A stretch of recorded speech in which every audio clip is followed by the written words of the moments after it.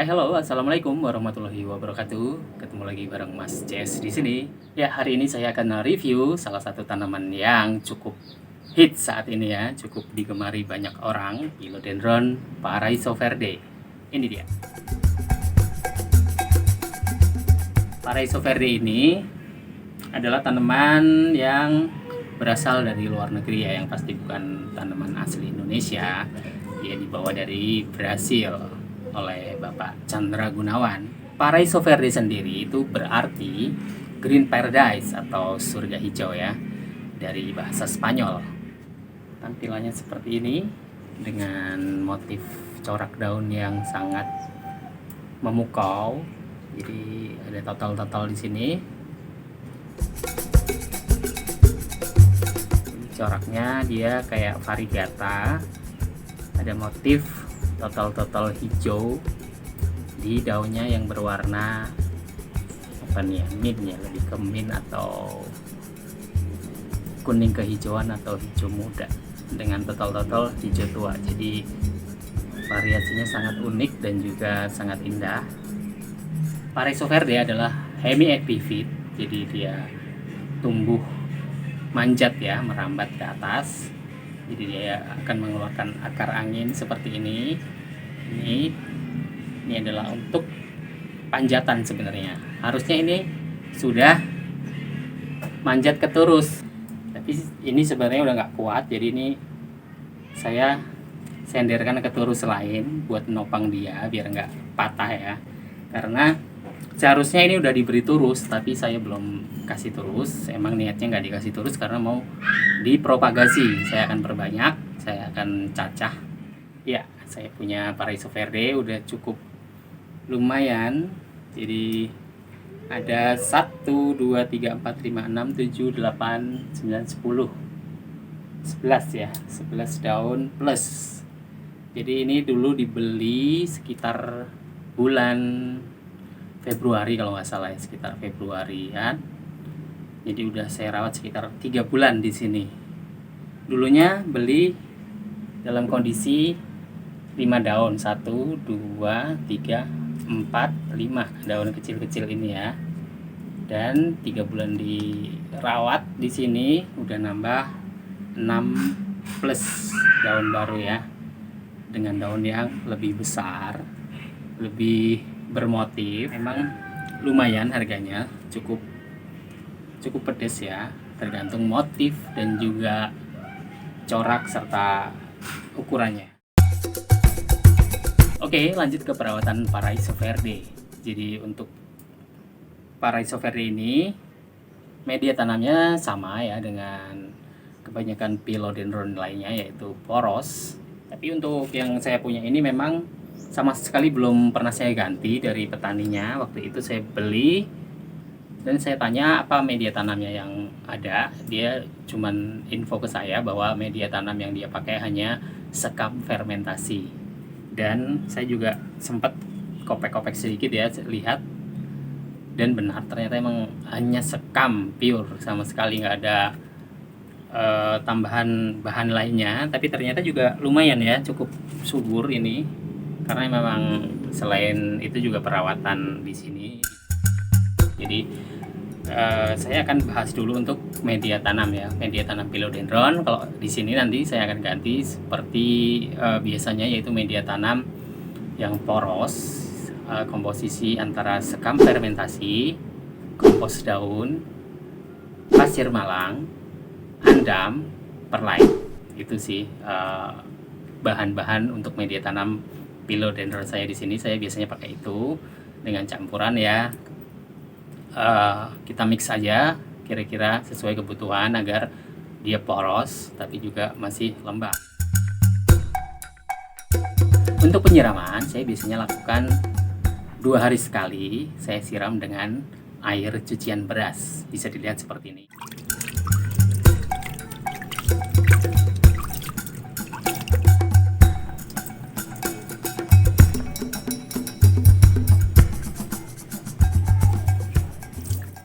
Setiap kali kita memasak nasi, air cucian berasnya kita tampung dulu di wadah, kemudian kita diamkan selama 1 malam ya, 1 kali 24 jam lah ya. 1 malam. Jadi besoknya kita baru pakai untuk menyiram. Setiap 2 hari sekali saya akan siram dia dengan air cucian beras yang udah didiamkan selama 1 hari. Selain itu, selain penyiraman dengan air cucian beras setiap 2 hari sekali, saya juga lakukan misting daun-daun Paraiso Verde ini saat cuaca sangat terik.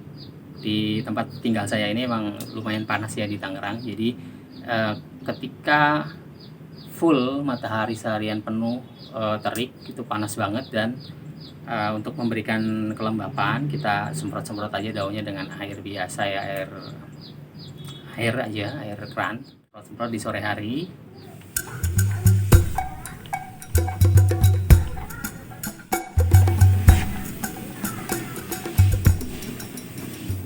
Jadi untuk penyiraman seperti itu aja. Kita akan lanjut ke pemupukan. Saya juga lakukan pemupukan untuk Philodendron Paraiso Verde saya ini. Jadi pupuk yang saya gunakan adalah pupuk slow release, yaitu Osmocote ya, atau Dekastar yang butiran-butiran kuning itu ya. Jadi itu kita benamkan ke media tanam. Jadi itu dia pupuk slow release yang hanya kita berikan selama 6 bulan sekali. Jadi emang dia mengurai secara lambat untuk memberi nutrisi kepada tanaman ini. Oke, selain pupuk slow release, saya pakai NPK 16 16 16. Jadi N 16%, P 16, dan juga K-nya 16%.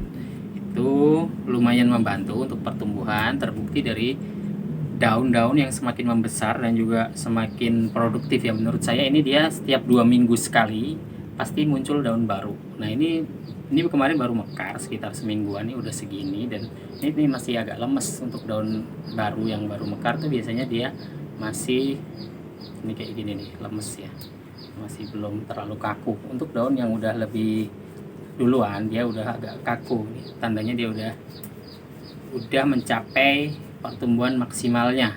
Jadi ini sebenarnya masih bisa tumbuh lagi, masih bisa lebih besar karena ini masih lemes. Tapi ketika nanti dia udah kaku begini nih, jadi dia udah stop, dia ukurannya akan segini, seperti itu. Oke, untuk pemupukan itu aja. Saya cuma pakai Osmocote dan juga NPK 16 16 16. Untuk frekuensi pemupukannya biasanya antara 2 minggu sekali sampai 1 bulan sekali, tergantung mood kadang ya. Kadang kalau lagi rajin ya 2 minggu sekali, tapi kalau lagi males bisa 1 bulan sekali baru dipupuk juga. Jadi nggak terlalu sering.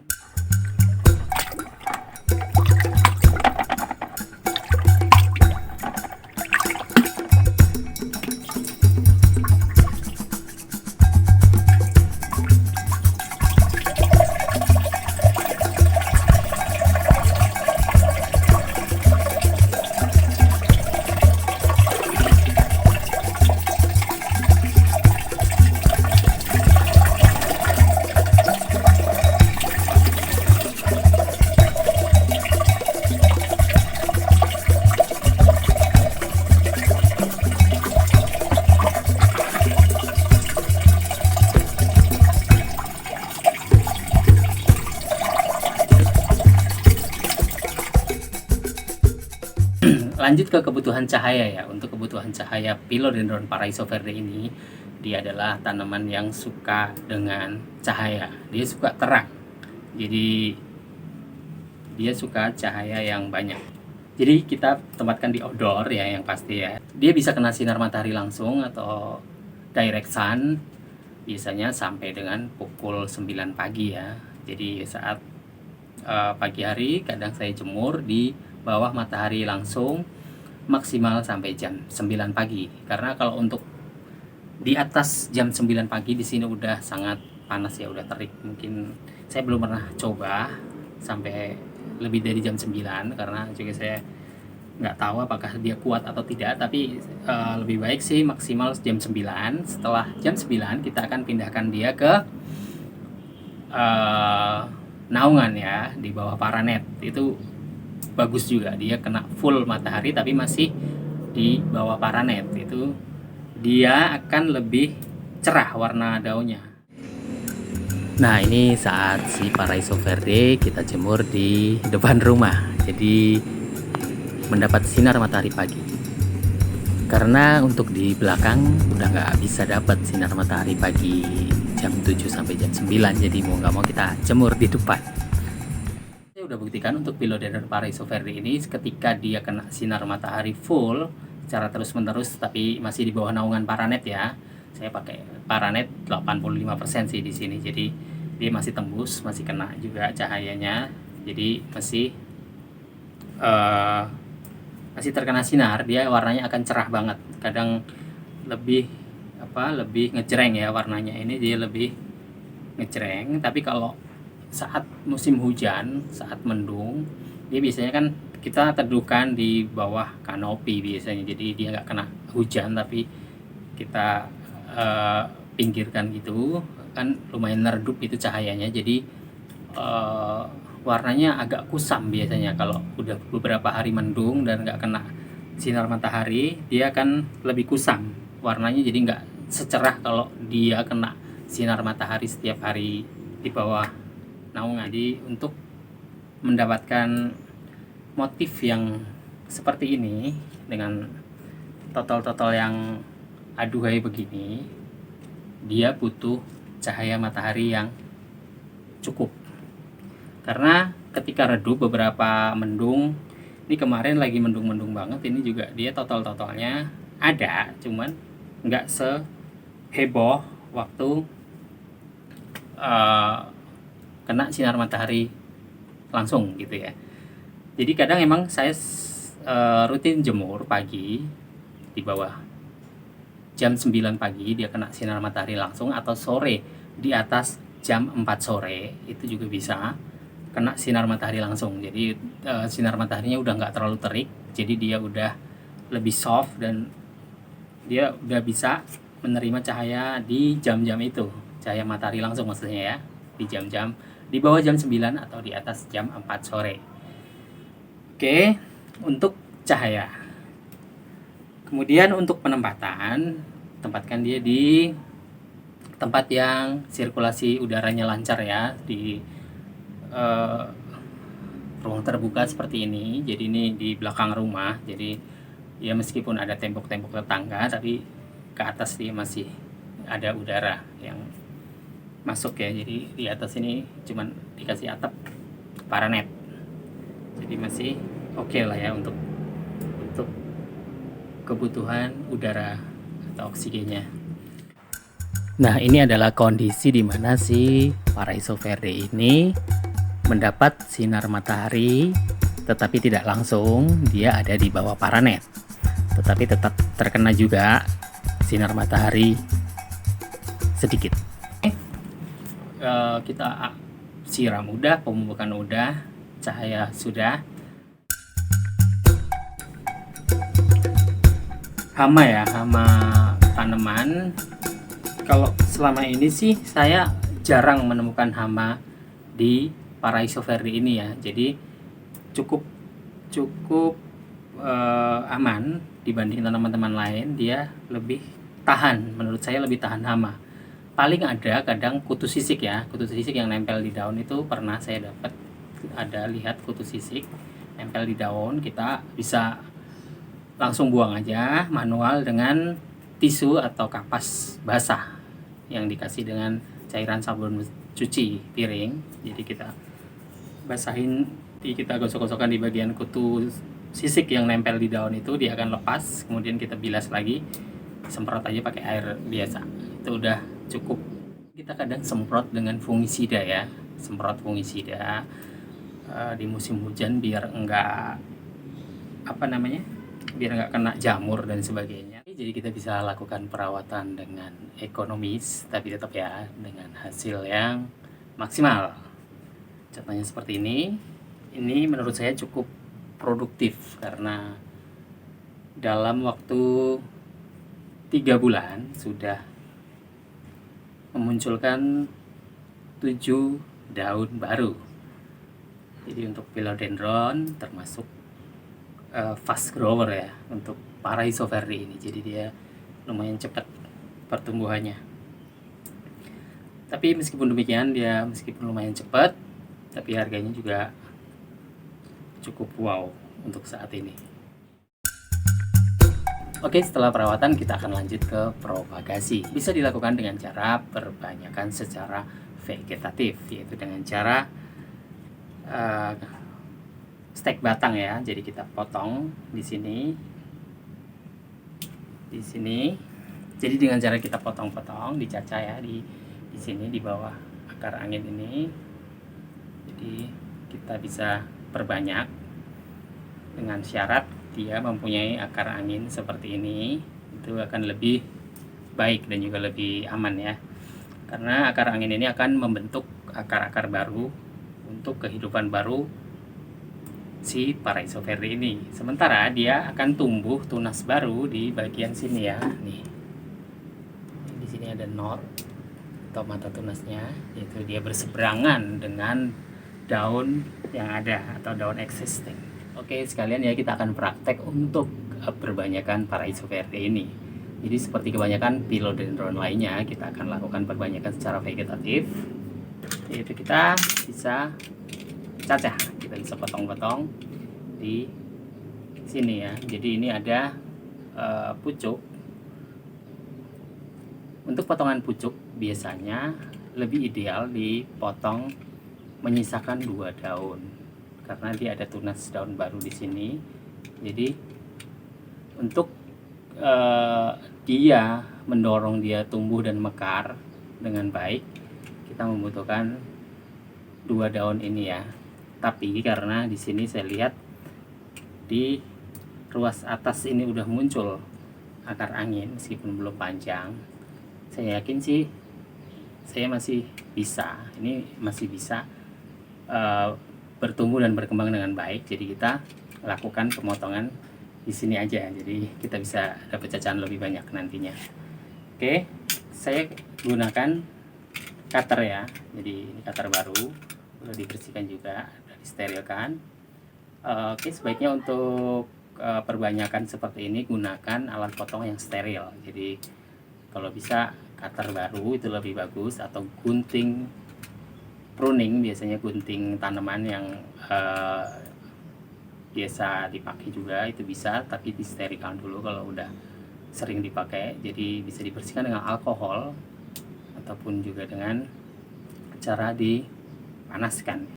Oke, kita akan mulai saja untuk propagasi Philodendron Paraisoveria kali ini. Saya nggak menyisakan 2 daun, tapi saya bawa 1 daun ini aja karena dia udah ada akar angin di sini. Saya akan propagasi dengan air atau water propagation untuk potongan pucuk.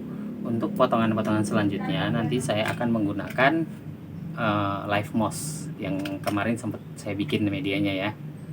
Oke, kita mulai aja. Pertama kita potong pucuk, bismillahirrahmanirrahim ya. Jadi kita lakukan pemotongan di sini.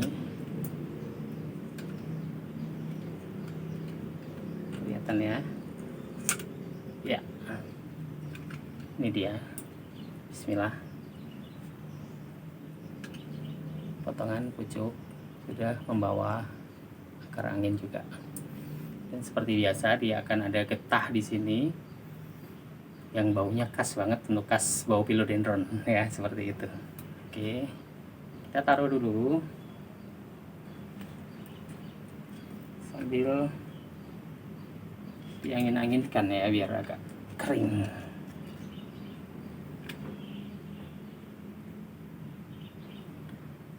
Untuk potongan selanjutnya kita potong di sini.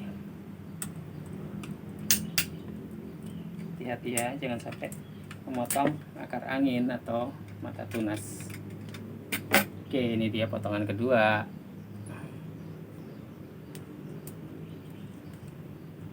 Nah, ini dia. Kita bisa lihat di sini untuk mata tunasnya ya. Ini dia mata tunasnya yang nanti bakal jadi tunas baru. Ini kepanjangan, nanti kita akan potong lagi di sini. Jadi kita nggak perlu batangnya karena terlalu panjang.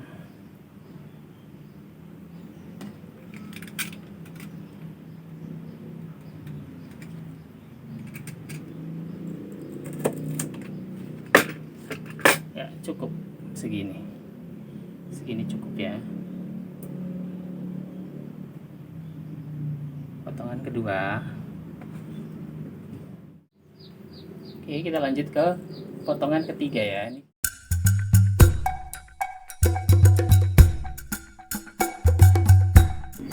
Oke, kita potong dulu selanjutnya ya di sini. Inilah potongan selanjutnya di sini.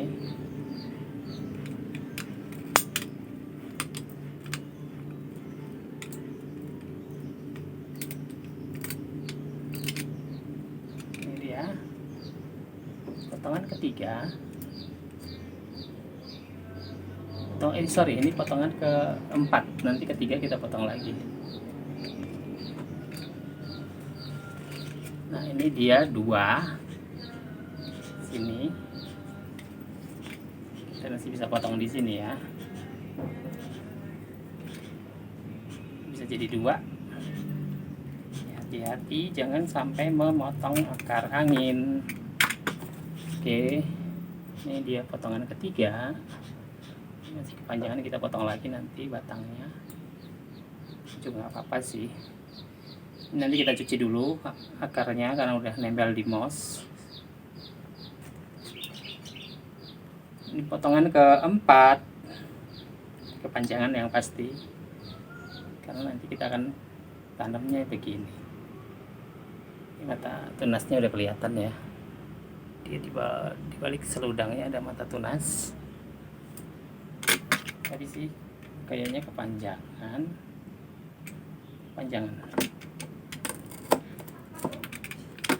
Segini cukup ya teman-teman untuk bonggolnya.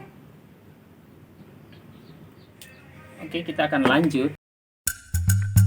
Kita lanjut ke potongan selanjutnya. Kita harus perhatikan akar anginnya ya, di mana dia posisinya, dan karena ini udah terbungkus dengan moss, kita buang dulu biar kelihatan. Nah, ini kemarin saya kasih moss tujuannya untuk memancing akar angin biar dia segera tumbuh menjadi akar serabut ya.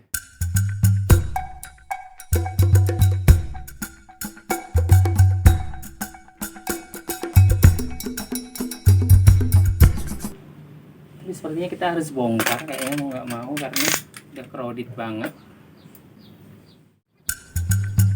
Oke, saya akan bongkar dulu aja, bongkar semua karena emang udah harus diurai, ini nggak bisa tapi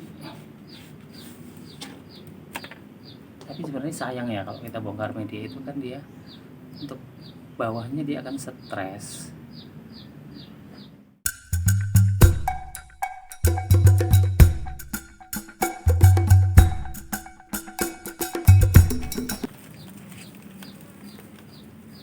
Mau nggak mau kita harus bongkar karena akarnya harus diurai. Hati-hati banget, jangan sampai motong akar. Oh no, ini agak susah kalau pakai cutter, pakai gunting.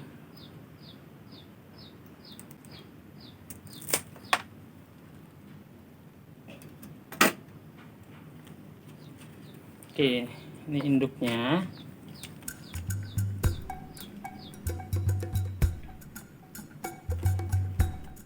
Cuttingan kita sebanyak mungkin.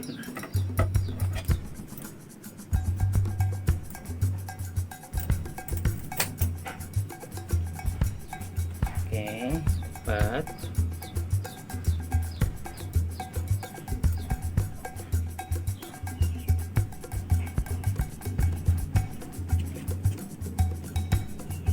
Juga masih bisa dapat, ini masih bisa dipotong lagi di sini.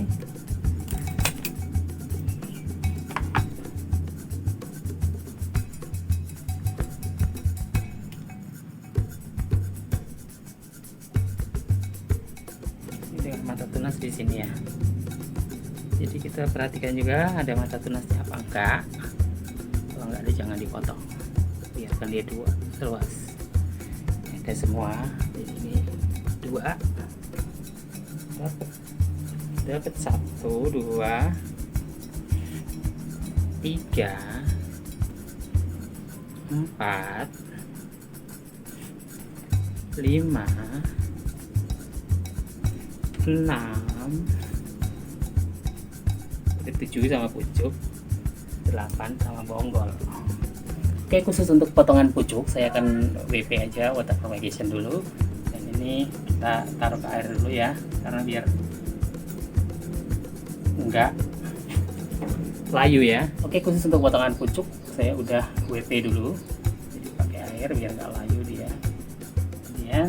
Daunnya sebenarnya masih terlalu muda untuk dipropagasi, cuman kalau nunggu ini mekar, nunggu ini tua itu nggak akan ada habisnya karena dia akan tumbuh terus. Jadi udah nggak ada waktu buat propagasi karena harus nunggu terus dan akan semakin besar dan semakin tinggi. Jadi udah mau nggak mau harus nekat. Oke teman-teman, karena ini agak meragukan, saya sisakan 4 daun. Tadi sebenarnya 5 daun, tapi patah nih. Satu daun ini kan pernah defect juga. Oke, sisakan 4 daun aja. Udah, nggak usah dipotong lagi. Sebenarnya masih bisa, ini masih bisa jadi 2 lagi, masih bisa dibagi 2, cuman menurut saya jangan karena terlalu beresiko, nanti malah mati, sayang.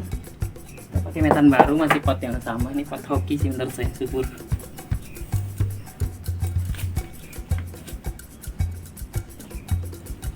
Nggak usah dicuci ya, langsung tanam lagi. Bismillah.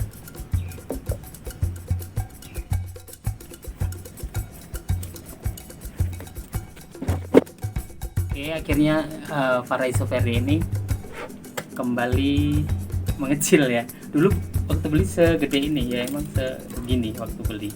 Ini kembali seperti awal dulu ketika beli, jadi kayak nostalgia. Nostalgia ke masa-masa awal merawat si Paraisoveria ini, kembali mengecil. Jadi nggak apa-apa karena emang udah menghasilkan banyak daun baru. Jadi kita waktunya untuk propagasi juga. Jadi kita berharap dia tumbuh lagi dengan baik dan subur ya. Jadi kita rawat lagi, kita gedein lagi. Jadi nggak masalah.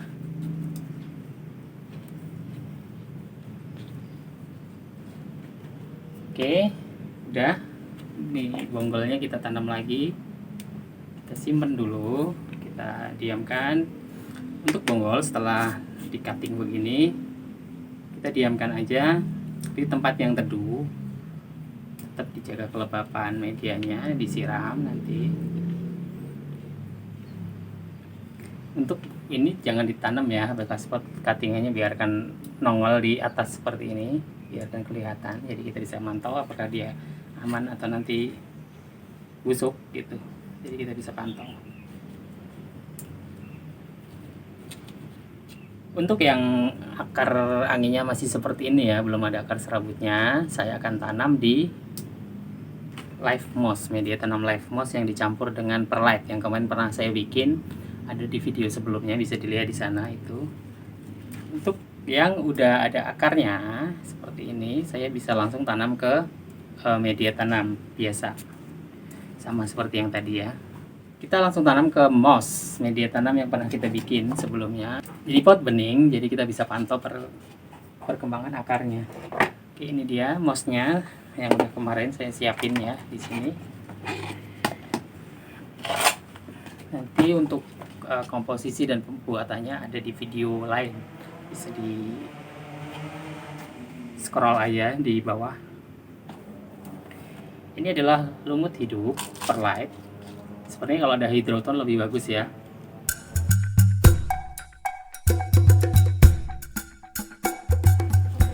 Untuk bekas potongan saya nggak kasih apa-apa ya, jadi benar-benar cutting langsung kita tanam karena emang kondisinya sehat. Jadi nggak perlu dioles apapun, fungisida atau bakterisida, biarin aja.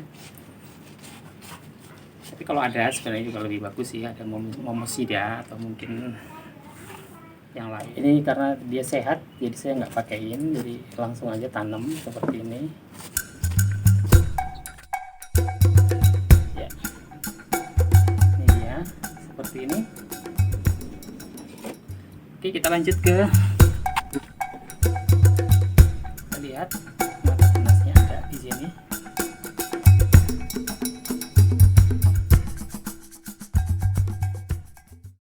Untuk propagasi dengan moss, yang pasti yang harus diperhatikan adalah kelembapan dari mossnya.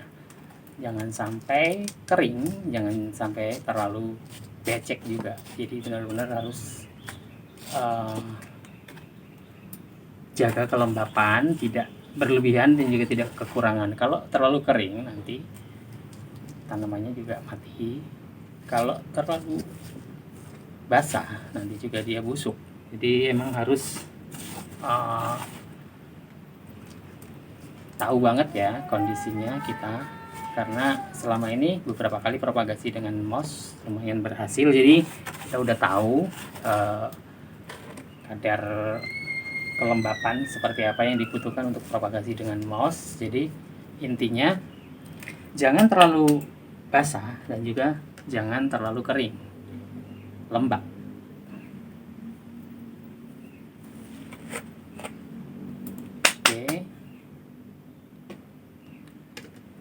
Kita ikat lagi biar tegak,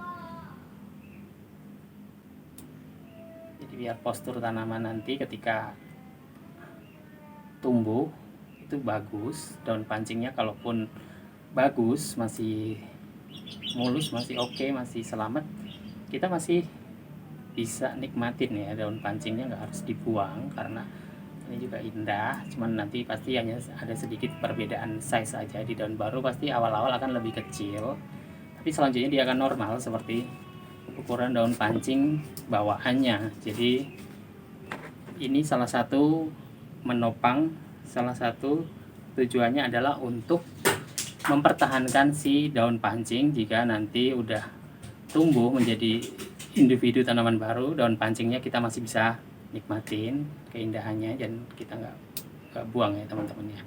Oke, ini dia kedua, udah. Ini dia masih ngalir, ada airnya mossnya, biarin nggak apa-apa. Kita lanjut ke cuttingan ketiga yang ada akar angin. Ini adalah pucuk kedua ya, akar anginnya banyak. Ini mata tunasnya kelihatan nongol ya. Oh ya teman-teman, untuk moss biasanya kan saya rendam dengan vitamin B1. Jika dia terlalu basah bisa diperes ya, jangan terlalu basah seperti yang tadi dibilang di awal, kita peres aja. Jadi kita cukup lembab, nggak perlu basah banget. Oke, kita tanam lagi sini. Perhatikan posisi akar angin dan mata tunasnya. Ya, salah satu tujuan kita menggunakan pot bening itu bisa mengontrol pertumbuhan akar. Kita bisa lihat akarnya udah jalan belum, udah tumbuh atau belum. Jadi enak kayak nggak usah bongkar. Jadi dia nggak perlu stres banyak-banyak. Cukup diamati dari luar.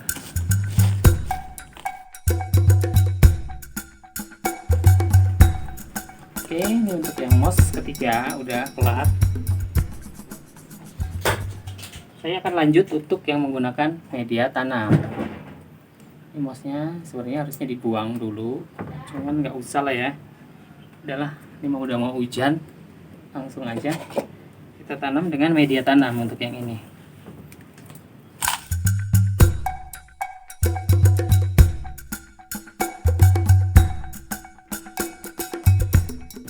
Oke, ini dia yang menggunakan media tanam langsung.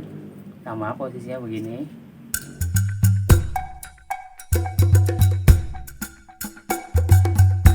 Oke, ini yang terakhir, yang langsung ke media.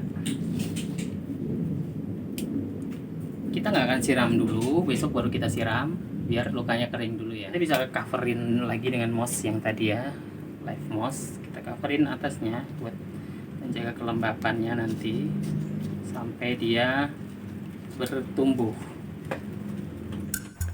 Oke, ini dia hasil propagasi kita hari ini. Ada 8 pot induk, potong pucuk, dan 6 cutting tengah.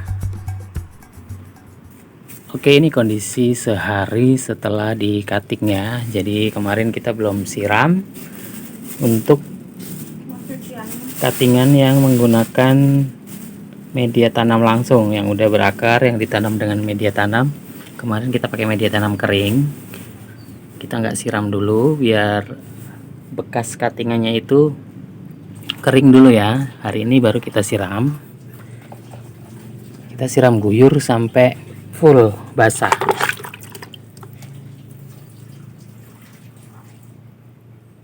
Ya, lihat aja tuh, airnya langsung ngalir ke bawah. Berarti media tanamnya juga emang udah poros.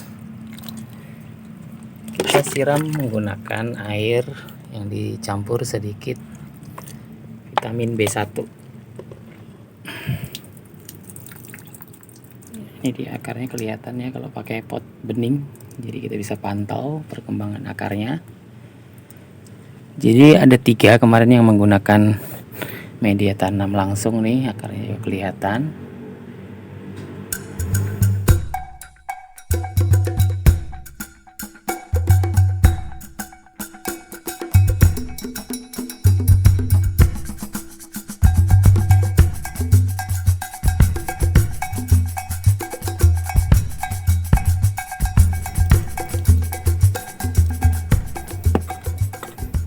Ya, untuk yang menggunakan media tanam langsung kita sudah lakukan penyiraman. Ada 3 kemarin ini. Sementara untuk yang menggunakan moss dan perlite ini kita nggak siram dulu ya, karena emang mossnya kemarin udah basah banget. Jadi kita akan tunggu dia sampai agak kering, kira-kira mungkin 2-3 hari ke depan. Kita cukup misting aja daunnya seperti ini. Oke, kita misting aja buat menjaga kelembapan ya, biar enggak layu dan enggak kering. Nah, daun-daunnya kita semprot aja tipis-tipis. Ini juga semprot-semprot embun-embun ya, bukan semprot yang gobios banget, tapi cukup di embun-embun. Ini juga yang potongan pucuk. Jadi kita tetap menjaga si daun-daun ini tetap nyaman dengan kelembapan, meskipun dia lagi mengalami fase stres karena habis dipotong-potong, pasti otomatis dia stres banget. Ini yang indukannya ya, kita indukannya kemarin menyisakan 4 daun kecil bawaan dari awal. Oke, jadi kira-kira ini mereka akan tetap segar ya daun-daunnya ini, jadi kita tetap rawat seperti biasanya. Jadi nanti ketika media tanamnya udah mulai agak kering, kita siram lagi mungkin 2-3 hari ke depan biasanya, atau tergantung cuaca. Kalau terik banget ya bisa 2 hari ke depan udah agak kering, kita siram lagi. Tapi kalau masih basah jangan disiram, biarkan dia agak kering dulu, kalau enggak nanti akarnya busuk. Untuk yang moss terutama lebih rentang penyiramannya lebih diperhatikan lagi, biasanya lebih jarang ya untuk moss karena dia cukup lama untuk mengikat air. Jadi basahnya itu agak lama, biasanya kadang bisa 4 hari 5 hari bahkan untuk moss itu baru kita siram lagi. Itu dia propagasi Philodendron Paraisoverdi kita kemarin. Sekian dulu video dari saya, sampai ketemu di video selanjutnya. Wassalamualaikum warahmatullahi wabarakatuh.